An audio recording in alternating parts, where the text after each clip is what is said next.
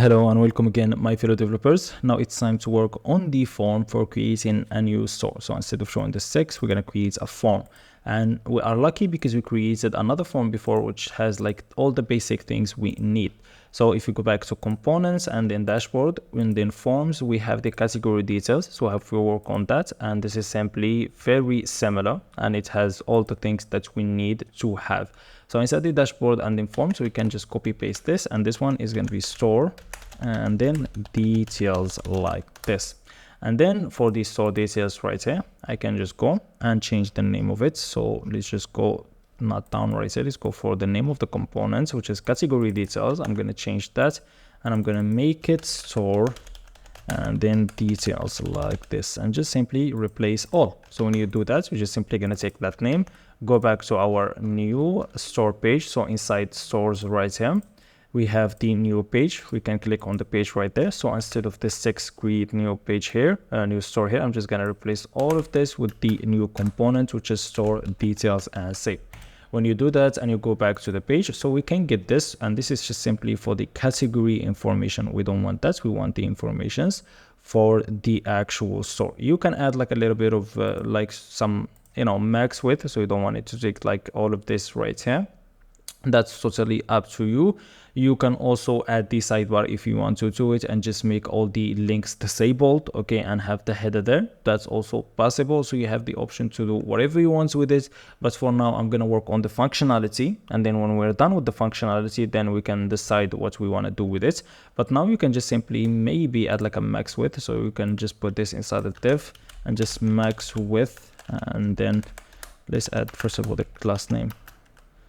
Can I get it? Let's add max width, maybe like double XL, and see how it's gonna look, because I am zoomed in too much. Yeah, we can keep it like that, and just simply what we need to do is just go and use MX Auto to have it on the center. Then we're gonna have MX Auto, okay, like that. Save and go back to the browser, and now we have it in the center. We can also have space like from the top, okay, so we can add like a sort of padding from top. So we can do that. So I'm just gonna go add padding Y like 4 and then come back, and there we have it. So this is like the form. I'm very zoomed in, that's why it looks a bit off, but I have to zoom in for you so you can see it clearly. Okay, so we have category information there. That's not what we want. We have to actually change everything for these to be related to the store details. So I'm just gonna go back to the right here form, and we have to work on it.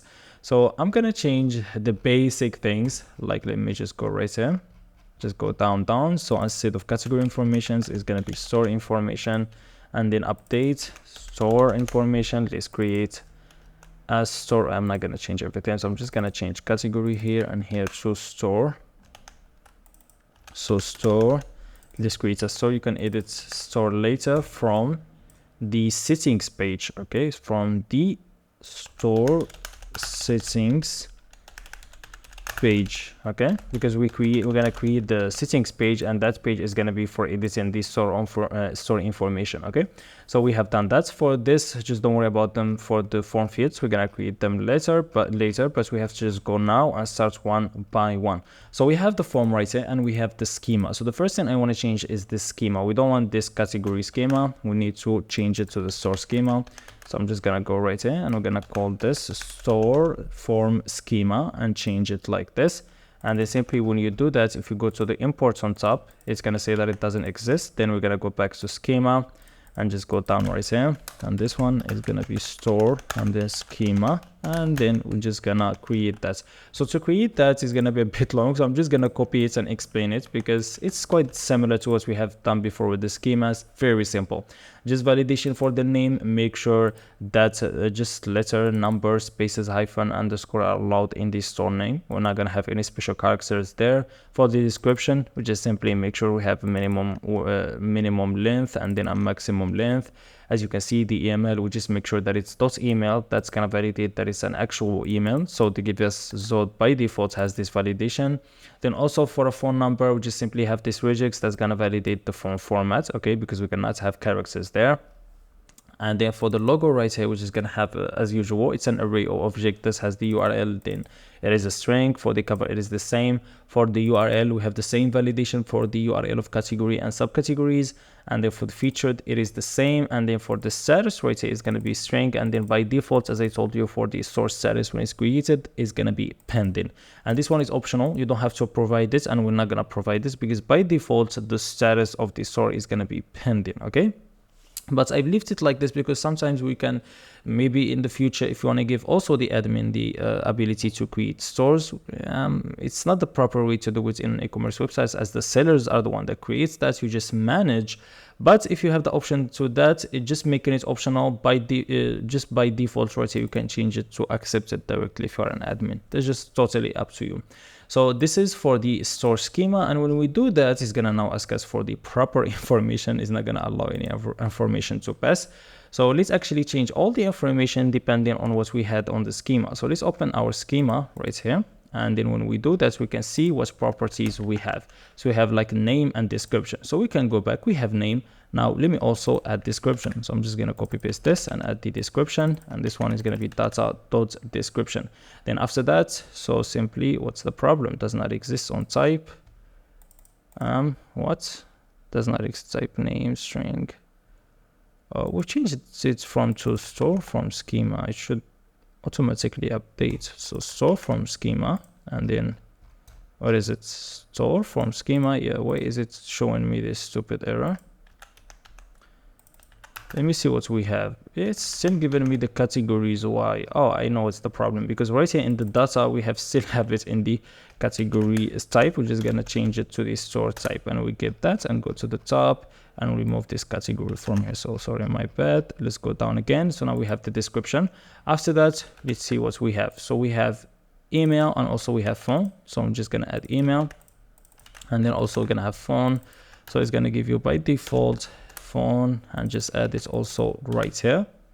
Now also for the logo, we're gonna have that. So we're gonna have logo on cover. So this is for the logo, and simply data.logo, and then the same thing we will do it. So the same thing also for what we had cover. We had logo on cover. Yeah, so logo and then also cover, and just simply data.cover. If it does exist, we're just gonna change it to an array with one element. Data.cover. If not, just an empty array. We also have URL, and also we have featured. We have also status. Okay, and the reason I'm adding it here, because when we edit the settings, I want to get the value of it. Okay, and yeah, not for the seller though. So the seller, even we get the status, the seller could maybe just see the status of their store if it's accepted or not. But for us, the admin, we can get that status value and actually change it, because we are the one that's gonna make it from pending to accepted or banned or whatever we want to. So we can just simply go to the status right here. So we can take status, and then for the status right here, it's gonna be data.status. And then simply we're gonna change it to string from enum, from the value enum we had before. So we're gonna make sure there is a string, and that's it for the default values. As you can see right now, it's not asking us for anything. So this base template is actually so good, because it makes your life so much easy and not as confusing. So right here for the form reset, you just copy paste this, because this is very basic. So just copy paste it like this, because just resetting the values.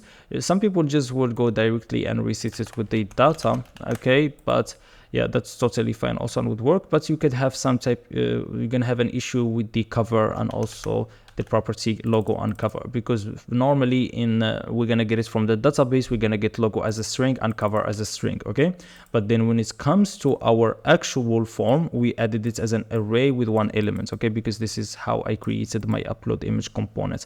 But if you want to do it another way, you can just simply leave this one right here and just go right here and just spread the values of store. Okay, that's also would work, and you see we're not gonna have any problem. But I just specified to make sure that I don't have not store data, sorry. And yeah, that would work probably, because that's the issue. Yeah, it worked, so that's totally fine for you. You can do it this way, but I just have to specify everything for you to make it more understandable. But just understand that the issue is this with this logo on cover. That's it. Yeah. So just explaining things, we're going one by one. So for this one, I'm just gonna leave it now, because we're not gonna create it now. We just have to specify first of all our important link. Let me just go and close the handle submit. Gonna come back to that later. We don't need you now. So now the next important thing, so we have to actually now specify our inputs. All right, so first of all, we're just gonna have the form field. First of all, for the images, we're gonna have the cover and also logo. So instead of image there, we're gonna have logo, okay, like that. And then for the type is gonna be profile, but also gonna have another form field, which is gonna be for cover. Okay, so the name that's gonna be for cover. Okay, like that, and that also would work. And if you realize, we have made in the image upload component, we have created the option for profile, but we haven't created it for the actual option when it's a cover. Okay, so that's an issue we have made, so we have to change that and say if it's cover, what we gonna return. So now it's time to work on the actual image upload. So right here, when we pass the type, this time I'm gonna pass cover. Okay, in the previous videos, we worked on this image upload. We worked on the type when it was just profile. Now when it's cover, that's also another proper type that we added in the image upload. So right here, it was either profile, which is return a circle. Okay, but for the cover, it's gonna return just a cover like we see in social media, like in Facebook, the covers on Facebook, on like LinkedIn, on YouTube. There is always the small picture, which is the profile for our case, and also the bigger picture, which is the cover. So this styling right here, just styling options. Don't worry, it doesn't affect like the functionality. These are styling options. So instead of returning the circle when we pass profile, this time we're gonna return the shape, which is provided for like a cover. So right here, so this is for profile. Now I'm just gonna go right here, and before this one I'm gonna go else if, and we're gonna return this one is gonna be one type is equal cover. Okay, like this, and we'll work on this situation right here. And in here, we just don't forget return, and then let's start. So we're gonna start with a div that's gonna be relative, so relative there, and then it's gonna have width and then it's gonna have width full, and then also it's gonna have PG gray, and then 100, and then it's gonna be rounded large, and also we're gonna have a gradient to the bottom. So PG gradient is gonna be to bottom, and it's gonna start from gray 100.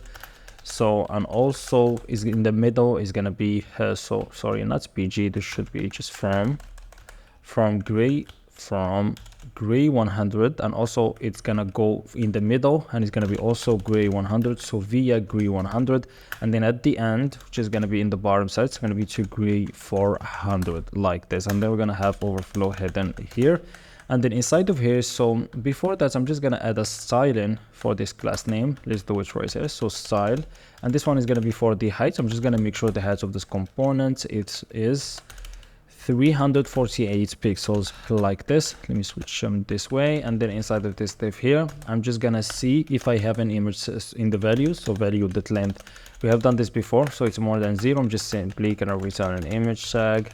For the source of it is the first element of the value, so just an array of string. So we're gonna go to the first element like this, and then also for the alternative title, which is gonna be empty. For the width, this is gonna be 1200, and then also for the height the same, and then 1200, and then also for the class name here. So for the class name is gonna have the width to be 4, and then the height to be 4, and then also rounded large, and then also gonna have object cover like this. So this was it. Now the other component is going to be just the widgets. So if you remember, in the profile we had this widget, and then with the widgets right here, and also with the button right there. So it is actually the same thing.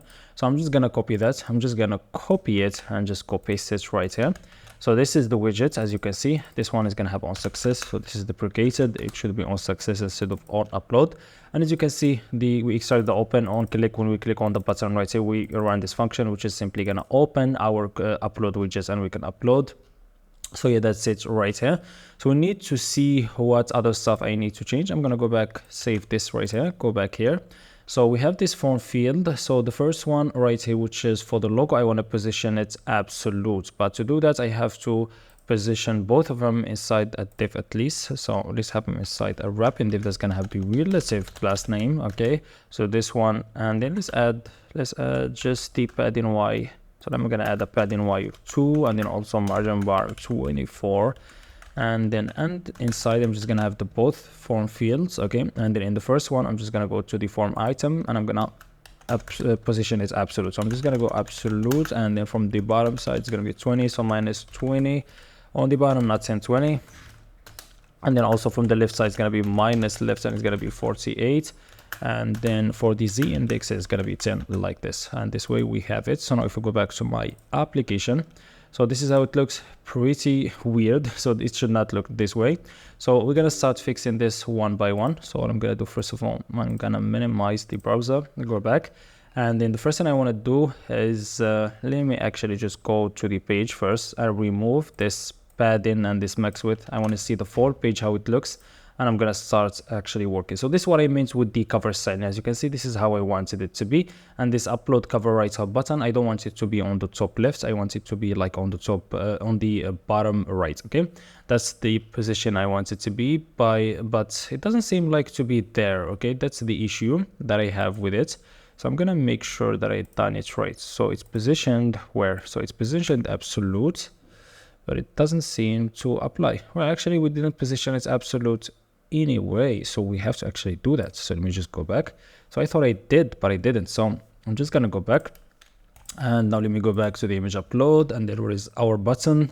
Sorry, my voice is going again. That's totally fine. Let's go and continue right here. I'm just gonna add this in the beginning. So for the class name, I'm just gonna make it absolute. So absolute right here, and we can make it from the bottom is gonna be like, I don't know, 7, 8. Let's go with 10 and try how it's gonna look. And then from the right side, and then also I want it to be like just like a little bit far from the right. So let me go back and see how it looks. Yeah, I mean it's too much from the right. Let me zoom out so I can see how it looks in my browser.